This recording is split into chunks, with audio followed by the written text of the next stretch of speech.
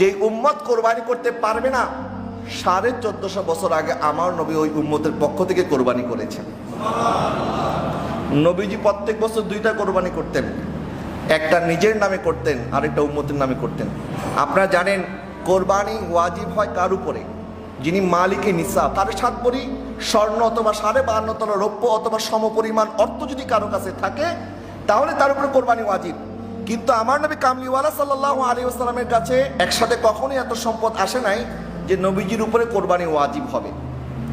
নবীজির উপরে কখনোই যাকাত ফরজ হয় নাই, কখনোই কোরবানি ওয়াজিব হয় নাই। তারপরও আমার নবী প্রত্যেক বছর 2টা কোরবানি করতেন। আর আমাদের সমাজের মধ্যে আমরা কিছু মানুষ দেখি বিয়ের মধ্যে 10 লাখ টাকা খরচ করতে পারে, সন্তানের বার্থডের মধ্যে লাখ লাখ টাকা খরচ করে, কিন্তু কোরবানির সময় আসলেই বলে হারে আবার তো আসছে কোরবানি, আবার তো খরচ বাইরে গেল। এই যে মনের মধ্যে একটা খুঁতখুত, হায় আফসোস। তো আপনাকে তো আল্লাহ পাক মালিকে নিসাব বানিয়েছেন, সম্পদ দিয়েছেন, যার কারণে না আপনার উপরে কোরবানি ওয়াজিব হয়েছে। তো আপনি আফসোস কেন করছেন? শুকর সেরা করবেন। অথচ নবীজি সাল্লাল্লাহু আলাইহি ওয়াসাল্লামের উপরে কখনো কোরবানি ওয়াজিবই হয় নাই। নবীজি প্রত্যেক বছর 2টা করে কোরবানি দিতেন। হযরত আলী রাদিয়াল্লাহু তাআলা বলেন, হুজুর আপনি 2টা করে কোরবানি কেন দেন? তখন নবীজি বললেন, একটা দিয়ে আমার নামে, আরেকটা দিয়ে আমার গরিব উম্মতের নামে। এবং আলী রাদিয়াল্লাহু তাআলার এত সম্পদ ছিল না যে ওনার উপরে কোরবানি ওয়াজিব হবে, কিন্তু নবীজি বলছেন, আলী শোনো, তুমিও প্রত্যেক বছর 2টা কোরবানি দিবা, একটা তোমার নিজের নামে দিবা, আরেকটা আমি নবী কামলিওয়ালার নামে দিবে। তা আলী রাদিয়াল্লাহু তাআলা প্রত্যেক বছর 2টা কোরবানি দিতেন। বিদায় হজের সময় নবীজি সাল্লাল্লাহু আলাইহি ওয়াসাল্লাম 63টা উট কোরবানি দিয়েছেন এবং আলী রাদিয়াল্লাহু তাআলা নবীজিকে আরো 37টা উট হাদিয়া দিয়েছেন। তো টোটাল 100টা। তো এই 63টা উট নবীজি নিজের হাতে কোরবানি করেছেন। এবং কোরবানি যারা করবেন আজকে চেষ্টা করবেন নিজের পশু নিজে কোরবানি করার জন্য, এটা মুস্তাহাব। যদি সম্ভব হয় আপনারটা আপনি কোরবানি করবেন।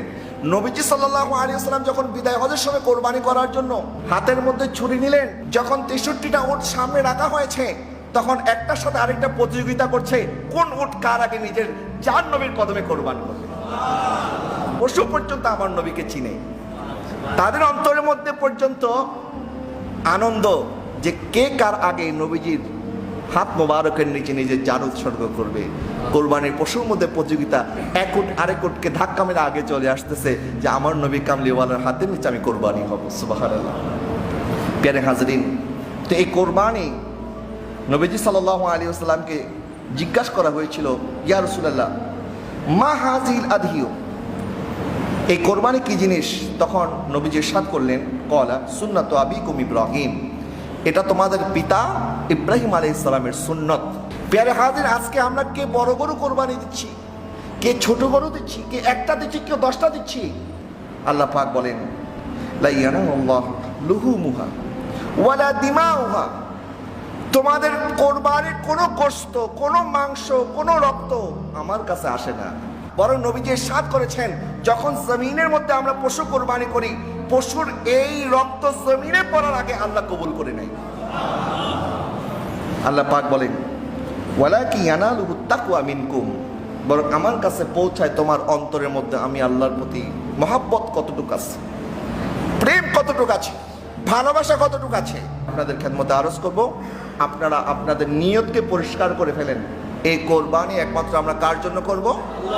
এটা মহব্বতের আওয়াজে কার জন্য? আল্লাহ। এর মধ্যে যেন অন্য দ্বিতীয় আর কোনো উদ্দেশ্য না আসে।